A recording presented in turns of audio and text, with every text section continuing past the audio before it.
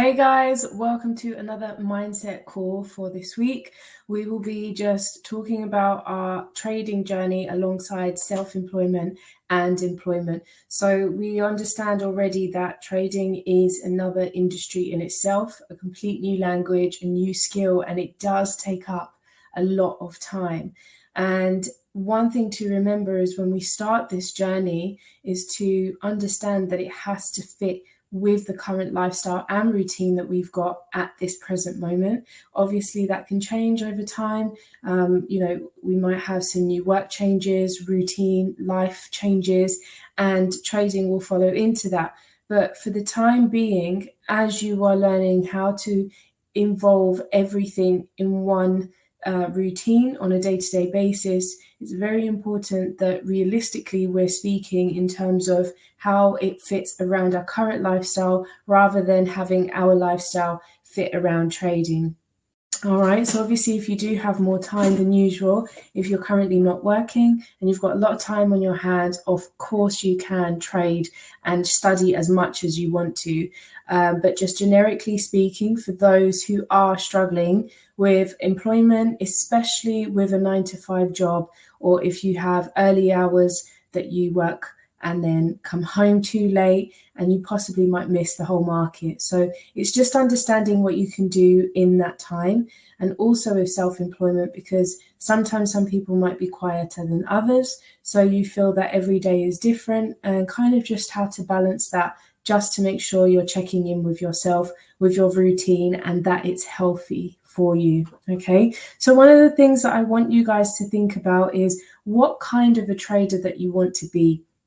A trader now and the type of trader you want to be in the future.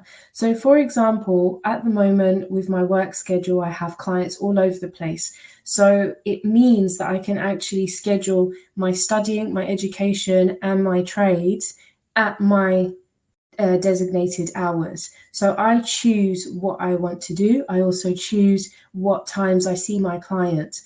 But it also does mean that every day is different, which can then make me feel a bit discombobulated. And in order just to have a healthy routine, I must ensure that at least my morning or my afternoon or my evening runs the same way every day. And that way, trading will not consume my time. It will not consume my mind and my emotions. So if it means that actually in the daytime, I find that in the morning, I find that trading might be a lot better for me because I have the time and also the patience, and also it's a quieter time for me, so not much going on with my phone. Then maybe that time I might set aside 2 hours specifically to really focus on my analysis on trades and charts. And kind of go from there. And if I feel that during the day it's going to start being a bit busier than usual, then I might say, do you know what, for this particular time, every day or every few days, I won't trade. And doesn't matter how many charts feel like they go in the right direction, it's better worth not doing it than having to be stressed and thinking about your routine plus trading and it kind of not marrying with your patience and time that you have available. All right. So what type of trader do you want to be? Right now, I am just focusing on the studying, the execution of analysis, and making sure I pass my challenge. Although in the future, I would like to start, for example, being 3 times out of 5 days trading full-time, and then the other 2 days, for example, taking clients. So it seems like in that routine that trading might just overtake my current business, but I will allow that to flow in time. And what that means is my routine then will be different to now. So it's really, really handy that when you're thinking about what kind of trader you want to be in the future, also realizing what kind of trader you are now.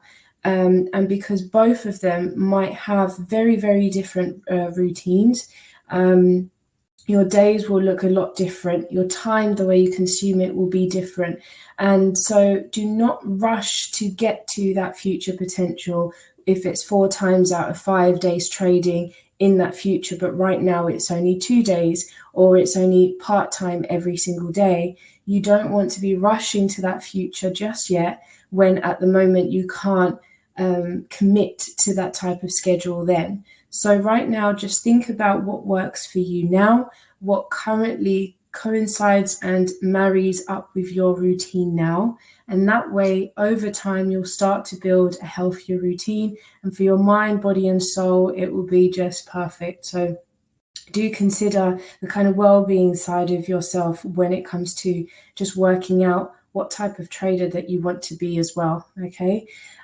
So just to give you guys an idea, you might think that full-time trading will be the best option for you. They can have part-time trading, certain days that you do trade, certain days that you don't. As you already know, Diane is super glued on to our journaling and making sure that we have these kind of options in our rules. So it might be that we don't trade on a Monday, it might be that you prefer not trading on Fridays, and so forth. So that in itself helps you understand like that lifestyle that you want to carry, and having that set in your journal as well will also help you in future process. You might decide that you want to just be a side hustle with trading, or that it's just a little hobby that you endure every day or every couple of weeks. However you think trading will change your lifestyle for the better is the way that you want to see what type of trading you want to incur, what type of trader that you want to be. All right. So a few questions that to ask yourself as well is your hours. So like I said earlier, if it benefits me more to trade in the morning than it does to the afternoon, it won't make sense that just because I want to reach a specific target and maybe I'm £20 short, it doesn't make sense for me then to chase those afternoon times just to get that trade in. Because initially what you're doing here is setting your rules so they're healthy and consistent. So if now and again, just because my target wasn't reached by 2 or 3 p.m., it makes no sense going back in when it's a lot riskier and you know already that you're not that great as confident at trading in the afternoon. And this could be vice versa. Maybe you might feel that trading in the afternoon is better than the morning, depending on your current routine. So just make sure that when you look at the hours, how long you want to spend trading at the moment and your future potential as well, that you see and marry everything up together so it's consistent and it's healthy and it's at a win-win rate rather than all over the place, which then obviously gets us to a place where we're not really meeting our targets on a long-term basis. So another question, am I able to check my phone throughout the day with my current employment or self-employment business? Can you actually manage effectively looking at those trades, seeing the updates and exiting the trades? It's so important that you have this on lock because it could potentially drive you into a loss over time if you feel that you're not capable of doing that. For example, if you have a job that requires you to be in meetings constantly, or that you have a job where you cannot have your phone around, think twice about that trade that gets put on, because sometimes trades, they take about half an hour, some can take minutes, and some can take the whole day. It can be 2-3 hours, 4-5 hours, 6-7, even overnight trades. So do think about when you put those trades on, when they come through and you want to copy a trade at the moment, or you feel like you're ready to put your own trade on, do just think about that day. What would happen in case that you can't check your phone? What could you do then? So 9-to-5ers, definitely a big one, especially if you can't check your phone. A good tip for you guys is if you are able to check your phone, but you're not able to check on a consistent basis, is to have alerts in place. And I did do a video before about alerts, so please go back and check that video just to see how you can put them on and reasons for putting them on, the benefits that it will give to your trading. Also, Ben has done, I believe, an alert setting or given some information about alerts on his education page. So have a look through there as well. What I would suggest for you, for example, if you feel like you can only check your phone a couple of times throughout the day, or specifically for that trade, I would set an alert at a time where you feel like you might want to close the trade yourself. So I've talked about this many times before. You might consider that you might just want to take a third out of the whole take profit total, or you might consider it via pips. Actually, I'd rather just take profit once it hits 10 pips, once it hits 15 pips. It really depends on what works best for you. Now, what I've previously done in the past, and this is just a personal thing that I've done, so please don't feel like you need to also follow. But for example, if I have noticed that one of my trades or a trade that has been placed onto the Discord platform by the girls, if I've noticed that they're going over hours and I feel like actually this is now going to hit within my work schedule, I may reduce my take profit total. So I will reduce the price entry and I'll put it down to something like £2 or £5, depending on my lot size. And that way I know, regardless of what happens, if it does go into profit, I might just take a tiny bit of profit, but at least I know in the time that I'm with clients that the trade has automatically closed because it's reached its TP.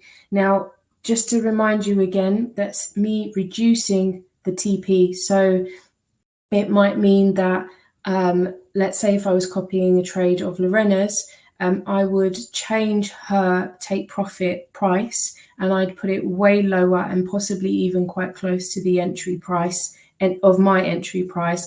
And again, it's just to make sure that I know that trade will close regardless, and that I don't get into a position, let's say, for example, that it goes into a really nice profit, but I wasn't able to close it on time. So I end up going into a loss, or it ends up going back close to entry and I'm unavailable in order to update it or in order to close it.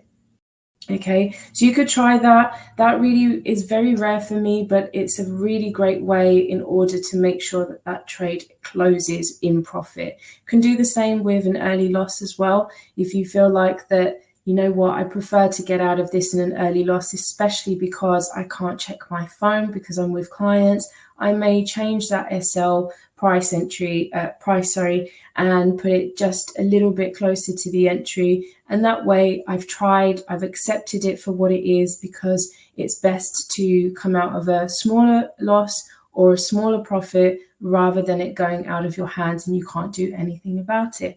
Okay, so please make sure that if you aren't able to check your phone, and you're in meetings, you're with clients, you're driving, whatever it is, that you have some kind of strategy in place in order to keep that consistent so you don't start burning off your capital.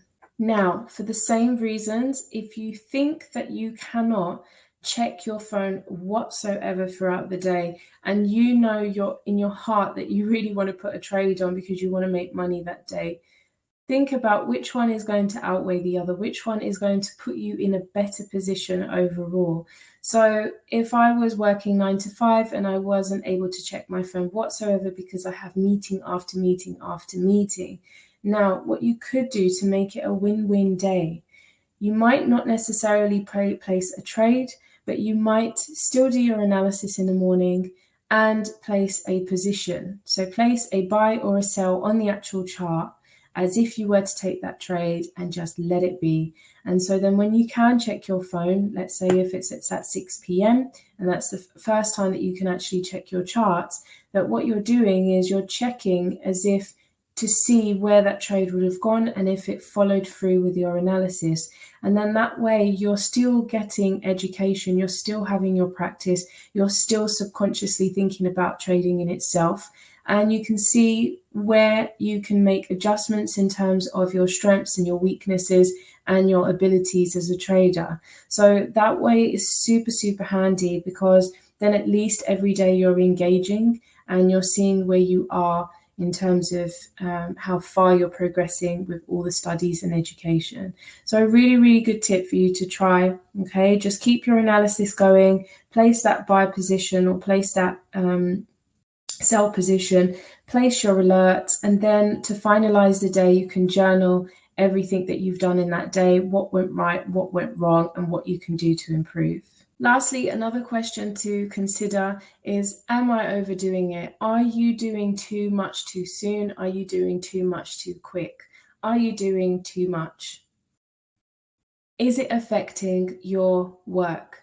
You really need to think about and analyze the options that you've got and stick with them to the ones that actually benefit your day to day. The last thing that you want to do is be over trading, over studying, over analyzing, and it start to affect things like your nutrition, your water habits, your routine with your dogs, let's say, your kids, your work, your personal life. It can really exhaust you, especially at the start, because all we're thinking about most of the time is how much money can we make. And the one thing that drives us insane is, for example, if there's a day where you feel like you've missed some trades, whether it's your own or copying trades, or whether that you felt like you just had no time. Sometimes your mind starts thinking, oh my God, I've had a day and didn't make any money. And you put yourself on that pedestal of doubt, of fear, of missing out, of worry, and also going into trades when you're actually not in the best place mentally to do so.